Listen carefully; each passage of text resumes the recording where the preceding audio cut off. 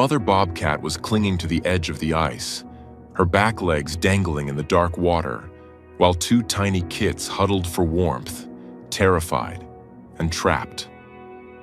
Out on Green Lake, the ice had fractured into an unstable platform, cutting the family off from shore. With every minute, the cold pulled more heat from their bodies, pushing them toward severe hypothermia. When Green Lake police arrived, they faced an impossible challenge. The ice was too unstable to approach, the animals too weak to save themselves, and the clock was ticking down to a tragedy no one wanted to witness. Officer Sarah Mitchell and her team had mere minutes to devise a rescue plan for wild creatures who couldn't be reasoned with, couldn't be touched, and were seconds from disappearing beneath the ice forever. What method could possibly work when every option seems impossible?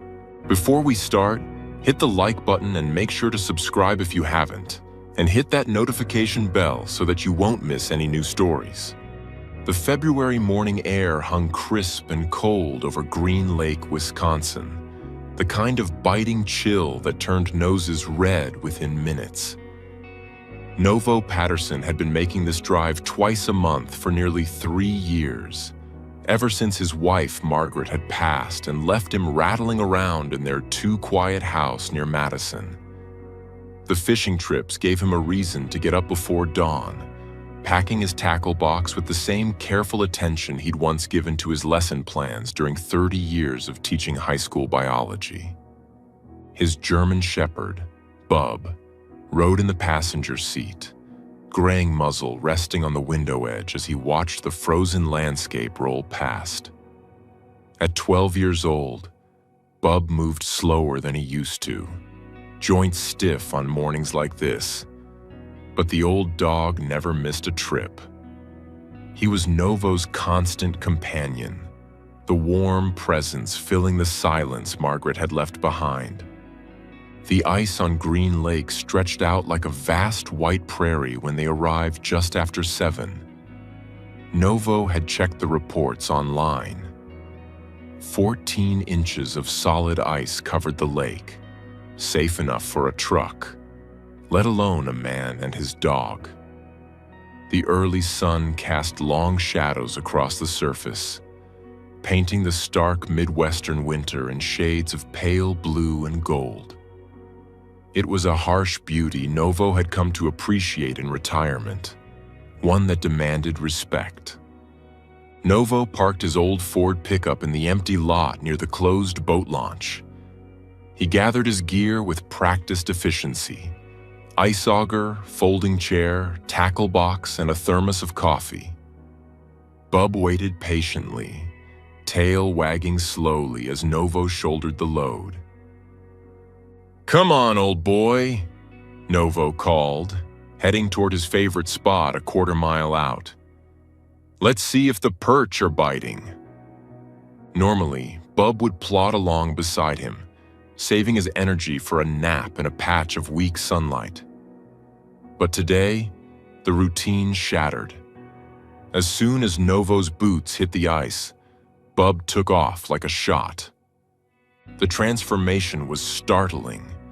One moment the old shepherd was walking sedately, the next he was running full tilt, arthritic joints forgotten. His powerful legs churned, sending up sprays of snow. "Bub!" Novo shouted, alarm shooting through his chest. "Bub, come back here!" The dog didn't slow. He ran faster. Novo dropped his gear and sprinted, his 68-year-old legs protesting. He slipped slightly on the slick surface, fighting for balance, watching Bub race toward a dark shape moving across the white expanse. "Bub, stop!" Novo's voice cracked in the cold air. Then he saw it. Another shape ahead of Bub, larger, moving with the fluid grace of a wild animal. A bobcat. He'd seen them occasionally in the forests, glimpses of tawny fur, but never on the open ice. "Bub, no!" Novo shouted, his biology teacher's brain cataloging the danger. Bobcats were shy, but a cornered one was unpredictable. "Get back here." Bub ignored him, locked onto a scent or sound that overrode all training. He ran straight toward the animal, and Novo's fear turned to panic as he forced his legs to move faster, breath coming in ragged gasps. Then Bub stopped. He skidded to a halt 50 yards ahead of Novo, body tense, standing like a statue. He stared down at something, whining low in his throat. Novo slowed as he approached, breath clouding around his head. Bub hadn't moved. "What is it, boy?" Novo asked, voice gentle now between gasps. Then he saw them, and his blood ran cold. The adult bobcat was there, but she wasn't on solid ice. A section had given way, creating a jagged opening about 15 feet across. The mother bobcat clung to the edge, front paws desperately gripping the surface while her hindquarters dangled in the dark water.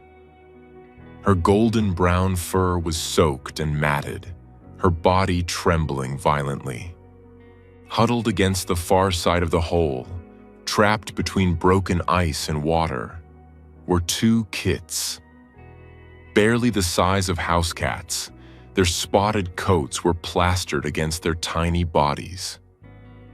They pressed together for warmth, the mother feet away but unable to reach them. Their eyes were wide with terror, shivering visibly even from a distance. "Oh no," Novo breathed, hand reaching for his phone. "Oh, you poor things." The biology of the situation was immediately clear. The family had ventured onto thin ice, likely over an underground spring, and gone through. The mother was exhausted, her strength fading. The kits were too small to climb out, and every minute in that 40-degree water brought them closer to death. Bub whined, looking back at Novo. "Do something." Novo's hand shook as he dialed 911. 911, what's your emergency? "This is Novo Patterson. I'm on Green Lake. There's a family of bobcats trapped in the ice. A mother and two kits. They're going to die if someone doesn't help." There was a pause. "Sir, did you say bobcats? Wild animals?" "Yes, they've fallen through. The mother is barely holding on, and the kits are in the water. They need help immediately." Novo's voice wavered.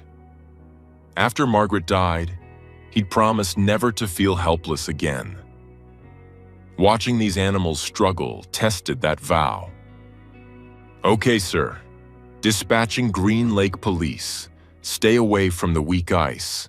Do not attempt to rescue yourself." "I won't," Novo promised, though every instinct screamed at him to act. "Please hurry." He ended the call and moved slightly closer, testing the ice. The mother bobcat watched him with exhausted, golden eyes.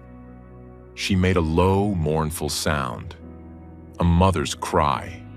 The kits responded with thin, pitiful mews. Bub lay flat on the ice, head on paws, eyes fixed on the cats. He seemed to understand that now they could only wait. "Hang on," Novo whispered. "Help is coming." The next 15 minutes felt like hours. The mother's grip weakened, paws slipping before she regained her hold. The kits stopped mewing, conserving fading energy. A bad sign. Their systems were shutting down to preserve core temperature. Finally, vehicles appeared at the boat launch. 4 officers emerged, pulling on gear. Novo waved, and they made their way out. The lead officer, a woman with sharp eyes and an air of competence, introduced herself as Officer Sarah Mitchell. "Mr. Patterson, show us what we're dealing with." Novo pointed. Officer Rodriguez, a stocky man with kind eyes, let out a low whistle. "That's one brave mama. She's been fighting a long time." Mitchell grabbed her radio. "Dispatch, we have 3 bobcats in distress. 1 adult, 2 juveniles. Severe hypothermia. Requesting drone unit and wildlife rescue backup."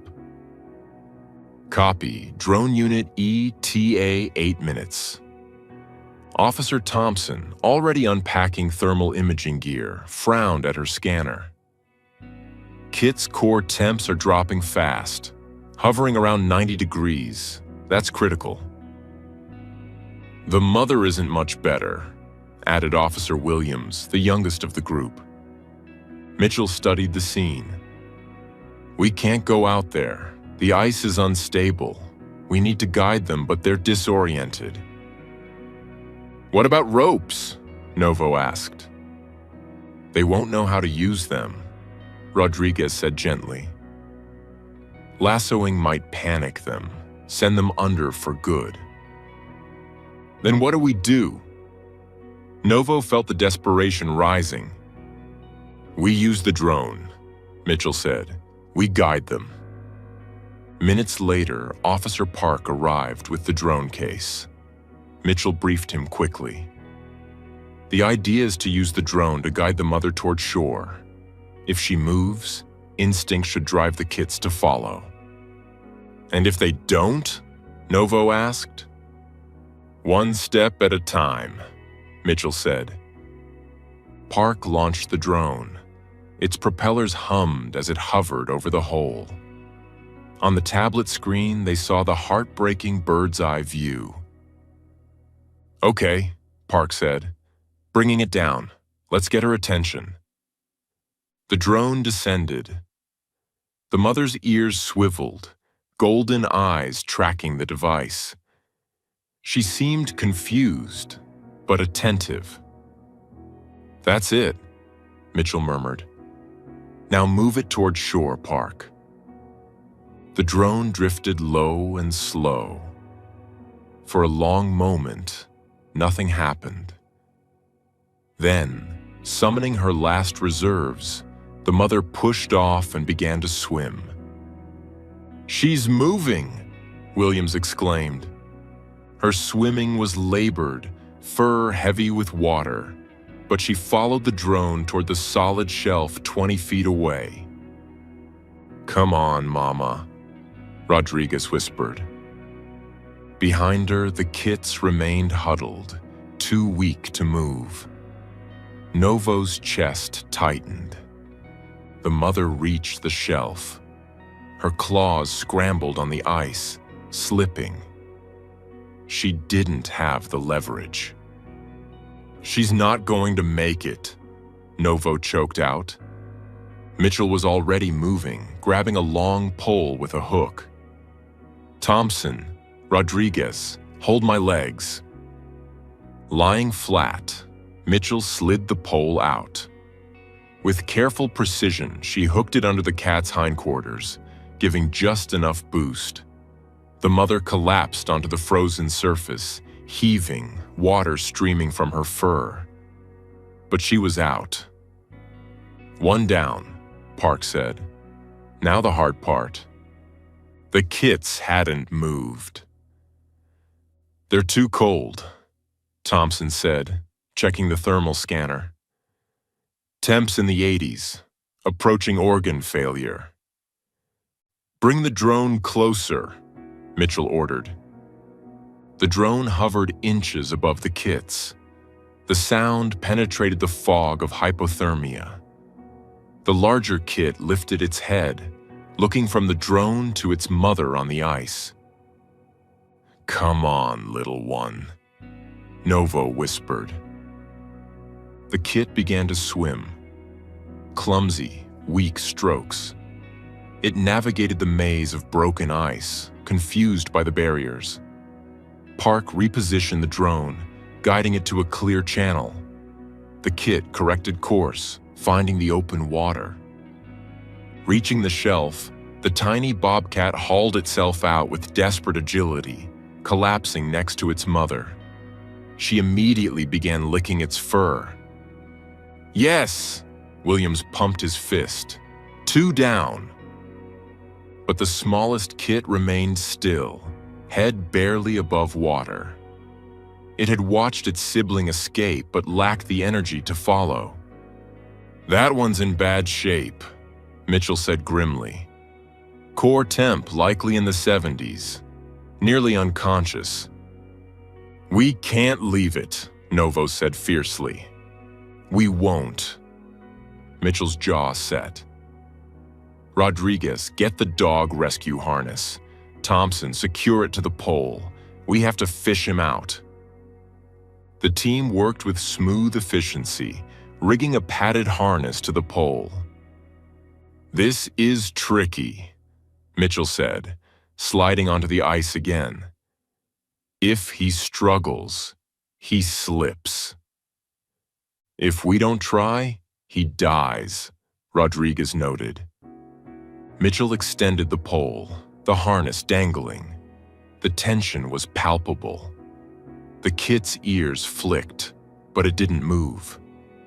Mitchell maneuvered the loop under the kit's hindquarters, drawing it forward until the animal was supported. "Partial contact," she said, voice tight. "Thompson, lift on 3, 2, 1. They lifted. Miraculously, the harness held. The small body rose from the water, limp and dripping. "Get it to shore," Mitchell commanded. Rodriguez and Williams pulled the pole back. Williams extracted the tiny sodden bundle. It was cold to the touch, breathing shallow. "Still alive," Williams reported. "Barely." Rodriguez handed him a thermal blanket. Williams wrapped the kit and tucked it inside his coat against his body warmth. "Stay with us, little one." On the ice, the drone lured the mother and the larger kit toward shore. They followed slowly, bedraggled but moving. Novo walked alongside the officers, Bub at his side, the dog's tail wagging as if he knew his discovery had led to this. 20 minutes later, all 3 were safe. The mother and larger kit huddled in a heated carrier. The smallest kit remained with Officer Williams.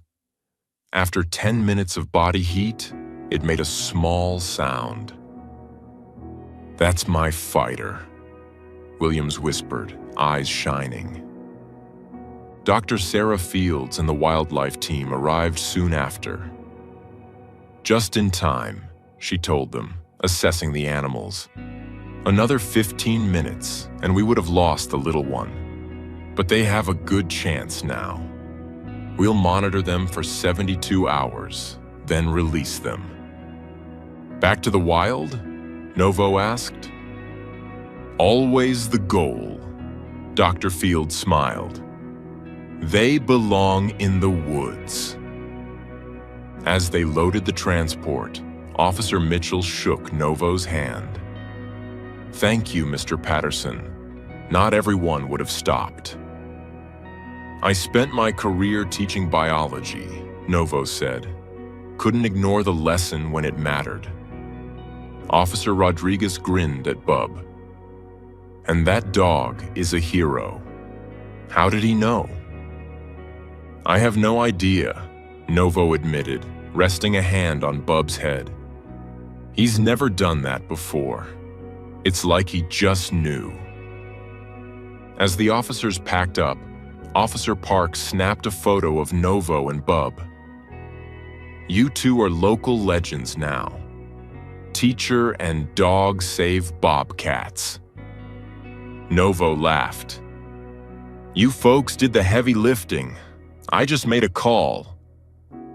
"A call that saved 3 lives," Mitchell reminded him. After they left, Novo sat in his truck, heater blasting. He didn't feel like fishing anymore. The emptiness that usually followed him didn't feel quite so vast today. That evening, Novo checked the rehab center's website. The Green Lake Bobcat family was stable. The smallest kid had eaten and was responding to treatment. "They're going to be okay, Bub," Novo told the dog, who was sprawled on his bed. "Because of you." For 2 weeks, Novo checked daily. The mother regained strength. The kits played. On day 14, the update came. Cleared for release. Novo was invited. He arrived at the release site, a forest away from the lake, to find the officers and wildlife team waiting. Dr. Fields briefed them. Mother first, then the kits. The carrier opened. The mother emerged, fur thick and clean. She paused, sniffed the air, and bounded into the trees. A distinctive yowl echoed back. The kits were released next. Bigger now. Healthy. Hearing their mother's call, they raced toward the sound, disappearing into the Wisconsin forest. "That's about as good as it gets," Officer Williams said. As the group dispersed, Mitchell pulled Novo aside. "We're submitting your name to the State Wildlife Board. Stopping to help deserves recognition." "I just did what anyone should," Novo said. "But not everyone would," she countered. Driving home, Bub sleeping in the passenger seat, Novo thought about the chain of events. If he hadn't gone fishing, if Bub hadn't run, if the police hadn't been so skilled. That evening, Novo sat in his favorite chair, Bub at his feet. He looked at the photo Officer Park had sent, an old man and his dog on the ice. His phone buzzed. An email from his daughter, Emily. "Dad, just saw the story. I'm so proud of you both. Mom would have loved this. She always said you had the biggest heart. Love you." Novo felt tears threaten, but he let them come. They were healing tears. For the first time since Margaret passed, he felt connected to the world, part of something larger than his grief. "You know what, Bub?" he said. "I think we need to keep going on these trips. Apparently, the lake needs us." Bub's tail thumped. In the warm glow of the living room, Novo Patterson felt something he hadn't felt in years. Purpose. The Bobcat family was safe in the wilderness. An old teacher and his faithful dog had helped make that happen. Somewhere in those woods, 2 kits were learning to survive in the world they'd almost lost. It was, Novo decided, a very good day's work indeed.